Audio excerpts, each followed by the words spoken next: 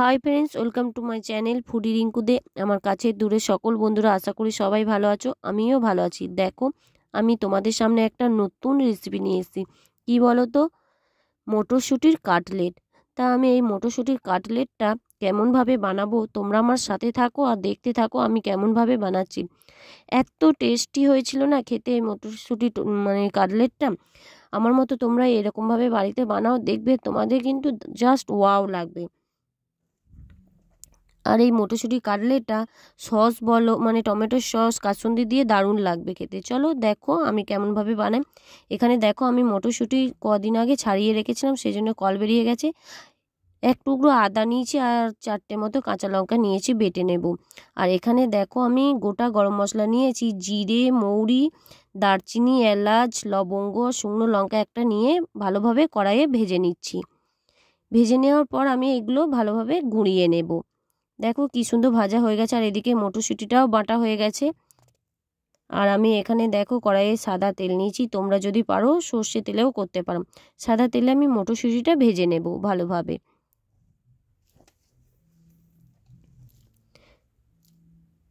আর এদিকে দেখো, আমি দুটো আলু নিয়েছি সেদ্ধ করা, ভালোভাবে মেখে নিচ্ছি। আর খুব আলু সেদ্ধর মতো মেখে নেবো না, একদম মিহি করে মেখে নেবো না, টুকরো টুকরো রাখবো। আলু সেদ্ধটা দিয়ে মটরশুঁটিটা দিয়ে ভালোভাবে কড়াইয়ে নেড়ে নেবো একবার। আর এখানে অল্প একটু পরিমাণ মতো একটু নুন ব্যবহার করছি। আর যে গোটা গরম মশলাটা আমি ভেজে নিয়েছিলাম সেটা গুঁড়িয়ে নিয়েছি, এখানে 2 চামচের মতো আমি দিয়ে দিচ্ছি। এই গোটা গরম মশলা গুঁড়োটা না দিলে খেতেও যেমন টেস্ট লাগবে, আর একটা সেন্টও বেশ ভালো লাগে। আর এখানে দেখো একদম শুকনো শুকনো হবে, সেই জন্য আমি জল থাকলে হবে না, সেই জন্য আমি লেড়ো গুঁড়ো 2 চামচ 3 চামচের মতো দিয়ে নিচ্ছি, 2 চামচের মতনই দিয়েছি। একদম জল থাকলে হবে না, একদম আট করে যেরকম আমরা আটা মাখি, ময়দা মাখি, সেরকমভাবে এই ডোটা বানাতে হবে। আর দেখো মাখা তো আমার এটা ভাজা হয়ে গেছে মটরশুঁটিটা। আর এখন আমি বাদাম দিয়ে দিলাম উপর থেকে। এই বাদামটা আমার ভাজা, সেই জন্য আমার ভাজতে লাগেনি। মটরশুঁটি পুরটার মধ্যেই আমি দিয়ে দিচ্ছি। আমি থালার মধ্যে ঢেলে নিয়েছি, আর হাতে অল্প একটু সাদা তেল দিয়ে মটরশুঁটির এই পুরটা ভালোভাবে মেখে নেব।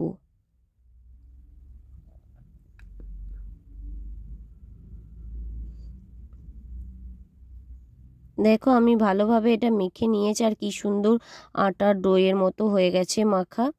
আর দেখো এরকম সাইজ করে আমি এক একটা লেচি কেটে ভালোভাবে কাটলেট আকারে গোল গোল শেপ দেবো। তোমরা যে যেমন শেপ দিতে পারো, চৌকো বা তিকোনা, যে যেমন শেপ দিতে পারো। আমি এখানে দেখো গোল গোল আকারে রুটি যে লেই করা হয় সেই রুটি লেয়ের মতো, চপের মতো ভালো করে শেপ দিয়ে দিচ্ছি কাটলেটের। আর কি সুন্দর হয়েছে দেখো, প্রত্যেকটা আমি এরকমভাবে করে নেব। এখানে দেখো আমি কর্নফ্লাওয়ার নিয়ে নিয়েছি 3 চামচের মতো। এটা আমি অল্প একটু লবণ আর একটু জল দিয়ে ভালোভাবে গুলিয়ে নেব। লবণ দিয়ে নিলাম আমি এখানে, আর জল দিয়েও গুলিয়ে নিচ্ছি।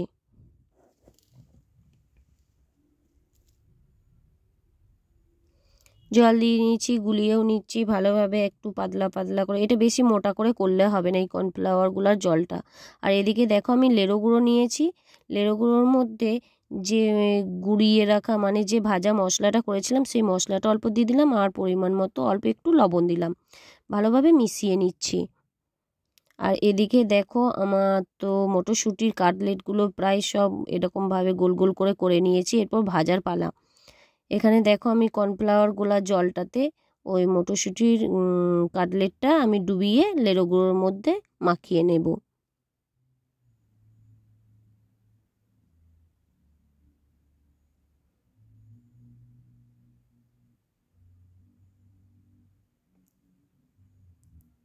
আমি লেড়ো গুঁড়ো ওপর থেকে দিয়ে দিচ্ছি। আমি এখানে চামচ দিয়ে ওই কাটলেটটা লেইটা আমি তুললাম, হাতে করে লেগে যাবে বলে আমি চামচ দিয়ে তুললাম। তোমরা যদি পারো হাতে করেও তুলতে পারো, কিন্তু লেড়ো গুঁড়োটা হাতে লেগে যাওয়ার সম্ভাবনা আছে, সেই জন্য তোমরা চামচ দিয়েই তুলবে। আমি এখানে চামচ ব্যবহার করেছি। দেখো কি সুন্দর হয়ে গেছে, সবগুলোই আমি এরকম করে করে নিয়েছি। আমি এটা আবারও আর 1 কোট লেড়ো গুঁড়ো আর কর্নফ্লাওয়ার মাখিয়ে নেব। এটা একবার দিয়েছিলাম, আমি 2বার করে কোট দিয়েছি। তোমরা চাইলে একবার করেই লেড়ো গুঁড়োটা মাখাতে পারো, আমি এখানে 2বার কোট দিয়েছি।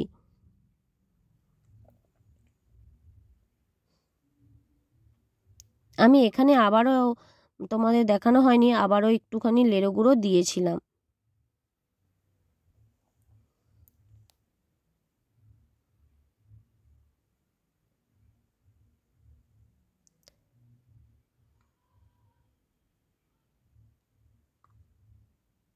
দেখো কি সুন্দর মাখানো হয়ে গেছে, তোমরা দেখতে পাচ্ছ।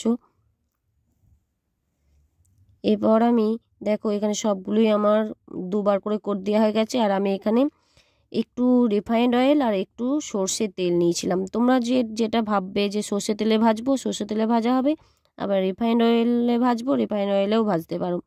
এখানে আমি দেখো কাটলেটগুলো ভালোভাবে ভেজে নিয়ে উল্টে নিয়েছি, আর একবার করে উল্টে নিচ্ছি। দেখো এখানে আমার কাটলেটটা হয়েও গেছে, কি সুন্দর লাল করে ভাজা হয়ে গেছে, দেখেছো? আমি একটা পাত্রে তুলে নিয়েছি। দেখো এখানে আমি আরেক রকম দেখাচ্ছি। জল দেখলে আর ওই যে লেড়ো গুঁড়ো মাখিয়ে রেখেছিলাম জলের মধ্যে দিয়ে ওটা তেলের মধ্যে ছাড়ছি। এটা কি হয় বলো তো বন্ধুরা, বেশি তেল মানে তেল লাগে না, তেল বেশি যায় না ওই কাটলেটের মধ্যে, তাড়াতাড়ি হয়ে যায় আর ছেড়েও যায় না, ভালো হয়।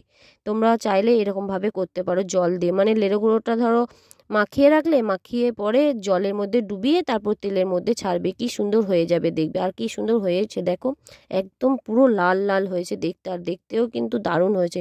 খেতে সত্যি বন্ধুরা দারুণ, জাস্ট ওয়াও হয়েছিল, দারুণ লাগছিল খেতে। আর গরম গরম খেতে বেশ সস দিয়ে ভালোই লাগছিল। তাহলে বন্ধুরা আমার এই রেসিপিটা হয়ে গেল। তোমাদের এই রেসিপিটা যদি ভালো লাগে লাইক কমেন্ট শেয়ার সাবস্ক্রাইব করে আমার পাশে থাকবে। টাটা।